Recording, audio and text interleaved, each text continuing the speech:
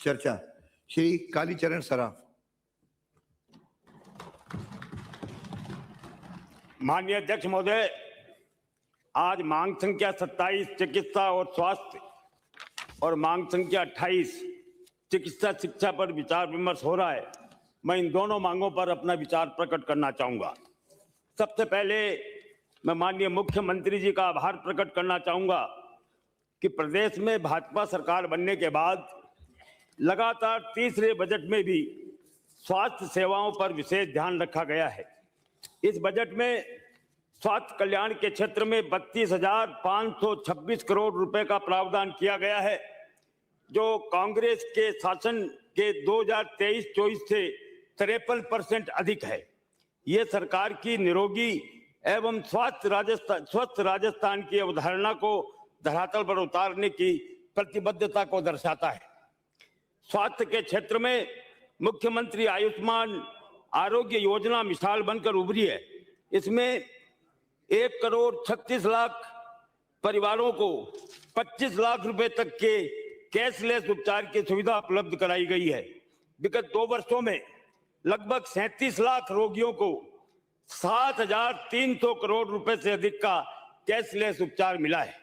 इतना ही नहीं, सरकार ने मुख्यमंत्री आयुष्मान आरोग्य योजना के अंतर्गत अभूतपूर्व पहल करते हुए इंटर स्टेट पोर्टेबिलिटी प्रारंभ की है। इससे हमारे प्रदेश के पात्र नागरिक अन्य राज्यों में और दूसरे राज्यों के पात्र नागरिक राजस्थान में इस योजना के अंतर्गत इलाज करा पा रहे हैं। इसमें करीब 30,000 अस्पतालों का विशाल नेटवर्क योजना से जुड़ा है। गंभीर रोगियों को अन्य राज्यों में इलाज का विकल्प मिला है। इस योजना के अंतर्गत 132 नवीन उपचार पैकेज और जोड़े गए हैं, जिनसे रोगियों को लाभ मिलना शुरू हो गया है। इस बार के बजट में इस योजना के अंतर्गत असहाय, विमंदित, लावारिस रोगी जिनका दस्तावेजों के अभाव में इलाज नहीं हो पाता था, उनका भी निःशुल्क इलाज कराया जाएगा। माननीय अध्यक्ष महोदय, लंबे समय से मेरे द्वारा ये मांग की जा रही थी कि प्रदेश के सबसे बड़े बच्चों के जेके लोन हॉस्पिटल जयपुर के 500 बेड की क्षमता का आईपीडी टावर बनाया जाए। मैं धन्यवाद देना चाहूंगा कि इस बजट में इस मांग को भी पूरा किया गया है। इसके साथ ही इस हॉस्पिटल में पेडियाट्रिक न्यूरोलॉजी विभाग की स्थापना की घोषणा भी की गई है। इसके लिए मैं धन्यवाद देना चाहूंगा। आरयूएचएस हॉस्पिटल में 200 बेड का पेडियाट्रिक आईपीडी में नियोनेटल आईसीयू भी विकसित करने की घोषणा की गई है। इस बजट में दुर्घटना में जान गंवाने वाले मृतकों के पार्थिव शरीर को हॉस्पिटल की मोर्चरी से घर तक पहुंचाने के लिए निःशुल्क मोक्ष वाहिनी योजना भी शुरू करने की घोषणा की है। इसके लिए भी मैं सरकार को बहुत बहुत धन्यवाद देना चाहूंगा। माननीय अध्यक्ष महोदय, हमारे प्रदेश में लगभग 3,000 छोटे बड़े सरकारी अस्पताल हैं, जिसमें से 2,500 सरकारी अस्पताल छोटे जिलों व दूर दराज के गांवों में स्थित है, जहां करीब 75% स्वास्थ्यकर्मी, चाहे वे डॉक्टर हो, चाहे नर्सिंग कर्मी हो, चाहे पैरामेडिकल के स्टाफ के लोग हों, उनकी पोस्टिंग उन स्थानों पर होती है। परंतु जहां उनकी पोस्टिंग होती है वहां वे जाना नहीं चाहता, चाहे सरकार किसी भी दल की हो। अपनी राजनीतिक रसूखों के चलते वे शहरों में डेपुटेशन पर लग जाते हैं। इसका परिणाम यह होता है कि दूर दराज के गांवों में रहने वाला गरीब व्यक्ति यदि बीमार होता है तो या तो उसको जिला अस्पतालों में जाकर या संभाग केंद्रों पर अपना इलाज करवाना पड़ता है, और कोई यदि गंभीर बीमार होता है तो उसको जयपुर में आकर अपना इलाज कराना पड़ता है। मैं आपके माध्यम से कहना चाहूंगा कि नए डॉक्टर्स की नियुक्ति हो तो उससे कम 50 लाख का बॉन्ड भरवाया जाए और उसको ये पाबंद करें कि 5 साल के लिए उसकी पहली पोस्टिंग दूर दराज के गांवों में होगी। मैं तो आपसे ये भी मांग करना चाहूंगा कि पूरे प्रदेश की स्वास्थ्य सेवाएं सफलतापूर्वक चले। हर व्यक्ति को जो दूर दराज के क्षेत्रों में रहता है उसको समुचित इलाज मिले। इसके लिए आप ट्रांसफर पॉलिसी लेकर के आए। मैं यहां तक कहना चाहूंगा कि जो डॉक्टर शहरों में लगता है उसको आप शहरी भत्ता देते हैं, इस शहरी भत्ते को बंद करिए और उसकी जगह जो ग्रामीण क्षेत्र में जो डॉक्टर लगते हैं उनको ग्रामीण भत्ता देने की व्यवस्था करिए। और जो डॉक्टर गांव में ड्यूटी देते हैं उनके बच्चों को शहरों में अच्छे स्कूल में एडमिशन हो, इसकी भी आप लोग व्यवस्था करिए। क्योंकि कई डॉक्टर से बातचीत होती है तो वो कहते हैं कि साहब हमारी तो ड्यूटी आपने गांव में लगा दी, पर हमारे बच्चों का क्या होगा, उनको अच्छी शिक्षा नहीं मिल पाती। तो प्राथमिकता के आधार पर जो ग्रामीण सेवा में लगे हुए डॉक्टर हैं उनके बच्चों को अच्छे स्कूलों में एडमिशन मिले, इसकी भी व्यवस्था आपको करनी चाहिए। सवाई मानसिंह चिकित्सालय जयपुर में अंतर्राष्ट्रीय स्तर का एक नया आयाम स्थापित किया है। माननीय मंत्री महोदय, मैं कहना चाहूंगा कि सवाई मानसिंह जयपुर अस्पताल में चरक भवन में डॉक्टर दीपक माथुर के नेतृत्व में इंस्टीट्यूट ऑफ डर्मेटोलॉजी बनकर के तैयार हुआ है।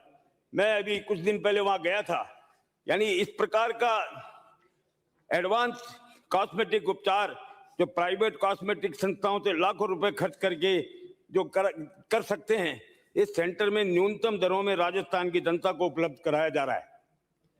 लंदन के बाद विश्व में सबसे बढ़िया यदि डर्मेटोलॉजी डिपार्टमेंट का ये जो स्थान बना है, इसकी जितनी प्रशंसा की जाए उसकी उतनी कम है।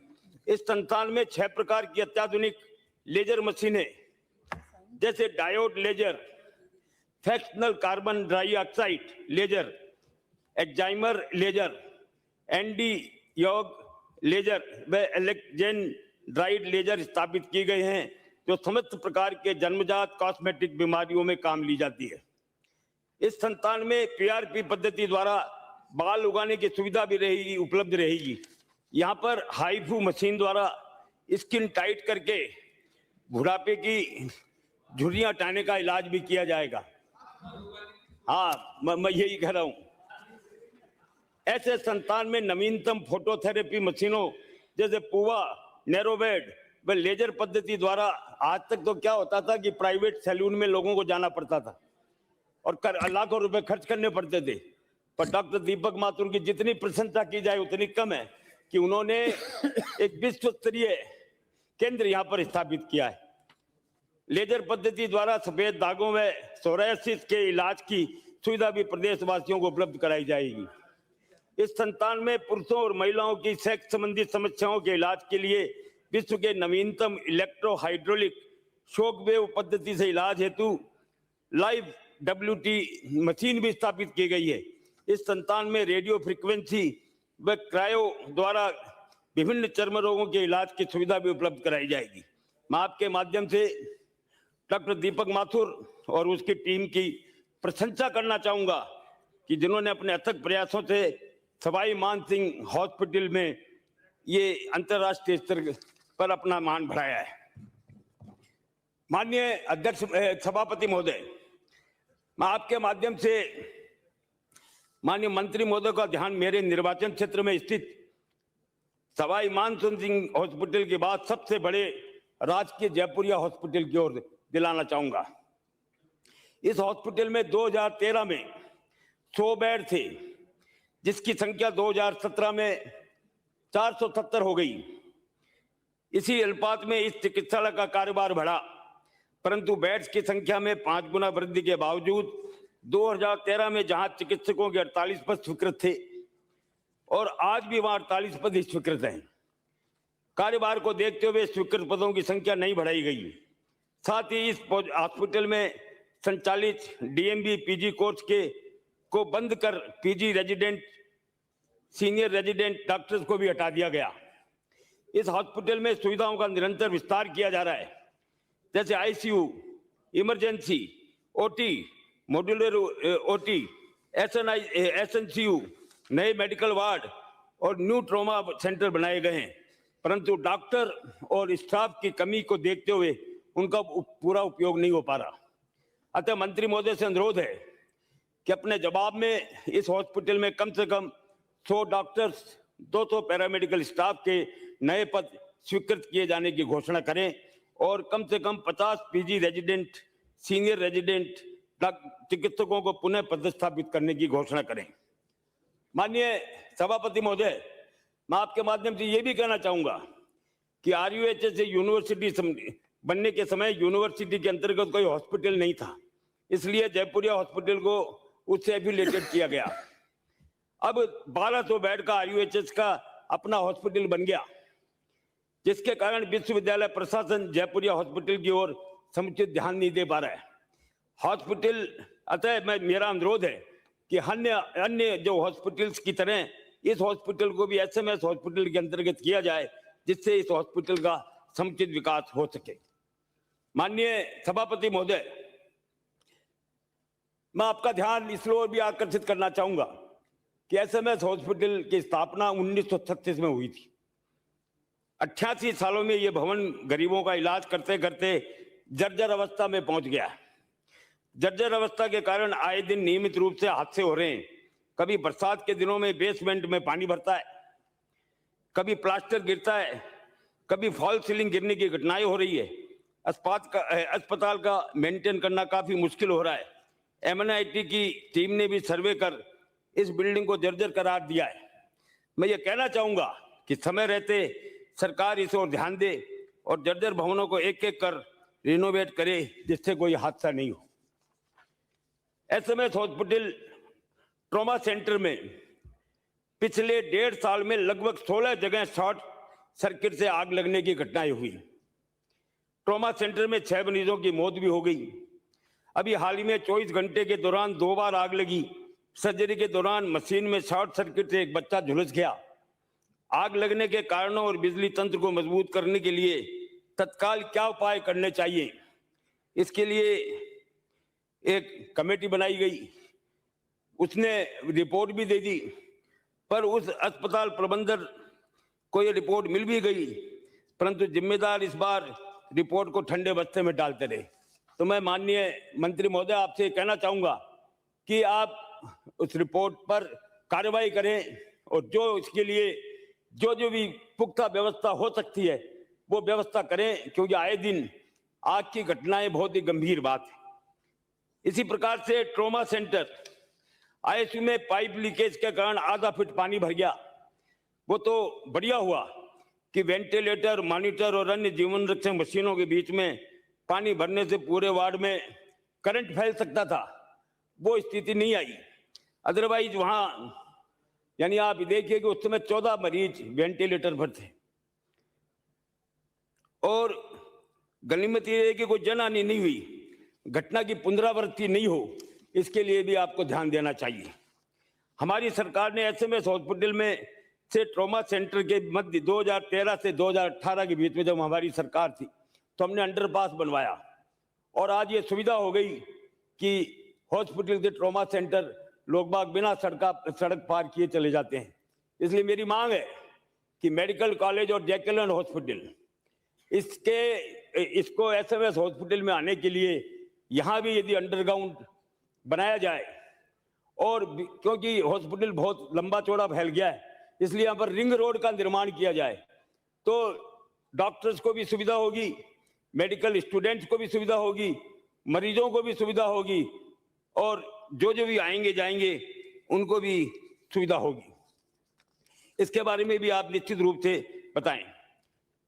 अब मैं माननीय सभापति महोदय आपके माध्यम से कहना चाहूंगा कि SMS हॉस्पिटल में इम्प्लांट की कमी से नी ट्रांसप्लांट नहीं हो पा रहे हैं। हर महीने जहां 70-80 नी ट्रांसप्लांट किए जाते थे, आपूर्ति बंद होने से गत 3 माह में लगभग 300 मरीजों के ऑपरेशन टाले जा चुके हैं। नए मरीजों को 6 महीने तक की वेटिंग दी जा रही है।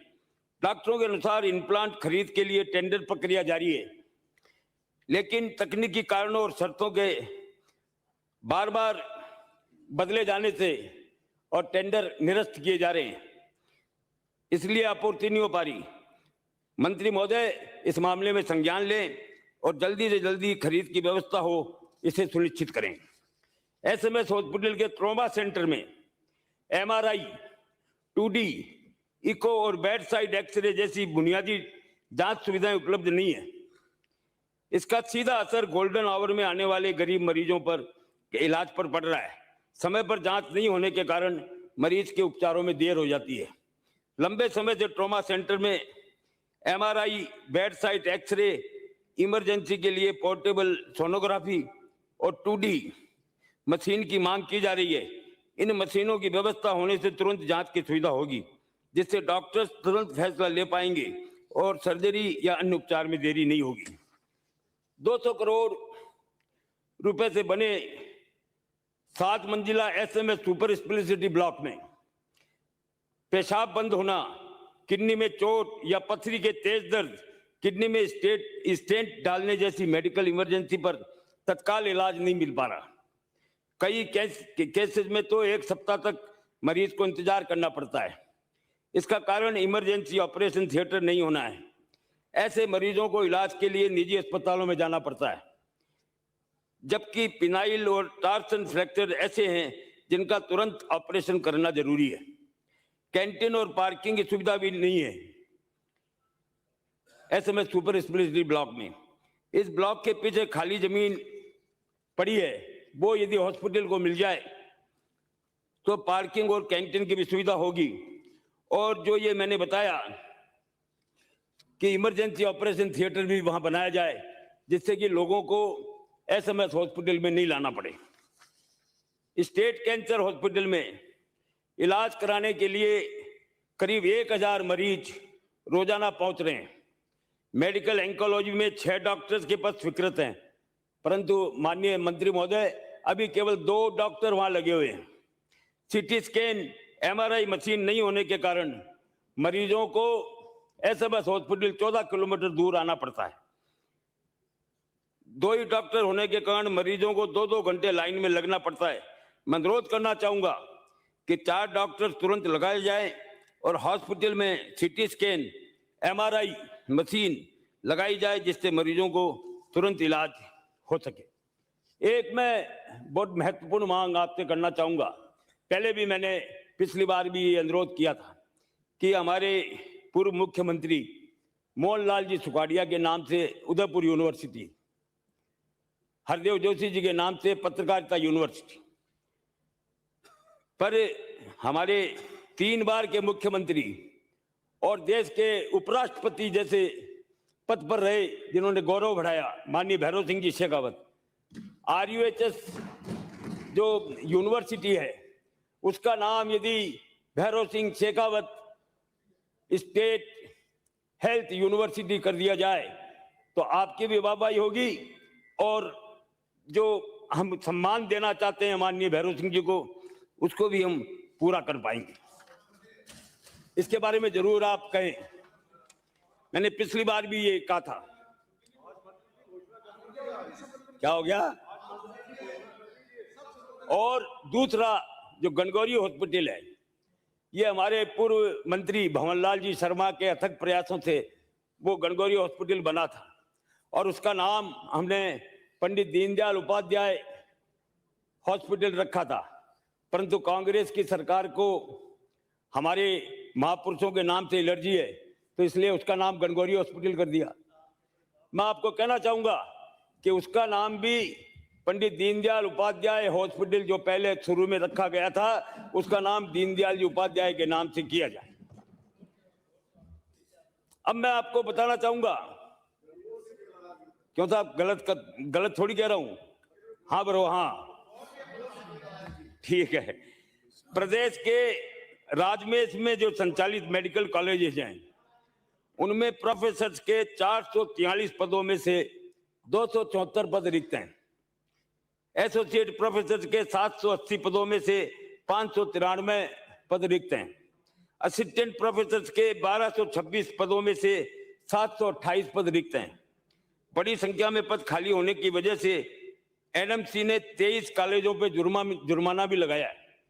मेरा अनुरोध है कि इस मेडिकल कॉलेजों में रिक्त पदों को भी भरा जाए। एक बात मैं और माननीय, बड़ी महत्वपूर्ण बात है कि हमारे प्रदेश में 46,700 मेडिकल स्टोर्स आज कार्यरत हैं। अभी कुछ दिन पहले आपसे प्रतिनिधिमंडल भी मिला था। खाद्य सुरक्षा और औषधि नियंत्रण विभाग ने निर्देश दिए कि अब किसी भी मेडिकल स्टोर का नया लाइसेंस नवीनीकरण तभी होगा कि जब मेडिकल स्टोर संचालन की जगह कमर्शियल होगी, इनमें से करीब 35,000 मेडिकल स्टोर बिना व्यापारिक स्पेस के चल रहे हैं। इस नए नियम से इन दुकानों का संचालन पर संकट खड़ा हो गया। और मैं आपको ये बताना चाहूंगा कि ये जो नियम है ये केवल राजस्थान में है, हिंदुस्तान के किसी भी स्टेट में इस प्रकार का नियम नहीं है। तो इस नियम को तुरंत वापस लें, और नहीं तो ये 35,000 यदि दुकानें बंद हो गई तो लोगों को दवाइयां कहाँ से मिलेगी, इसके बारे में भी निश्चित रूप से आपको अपने जवाब के अंदर कहना चाहिए। एक बात मैं और कहना चाहूंगा कि एसएमएस हॉस्पिटल हमारे प्रदेश का 10 सबसे बड़ा हॉस्पिटल 8 मिनट में है, और हमारे मैं प्रदेश भर्ती का ही कर नहीं, उत्तर भारत का सबसे बड़ा हॉस्पिटल है। यहाँ हम डॉक्टर को प्रशासनिक पदों पे लगाते हैं, वो प्रैक्टिस नहीं कर पाता और प्रशासनिक कार्यों में वो दक्ष नहीं होता। इसलिए कम से कम एसएमएस हॉस्पिटल में प्रशासनिक अधिकारी की नियुक्ति की जाए, किसी आईएएस की नियुक्ति वहां पर करें, जिससे कि वहां प्रशासन की व्यवस्था सुचारू रूप से हो सके।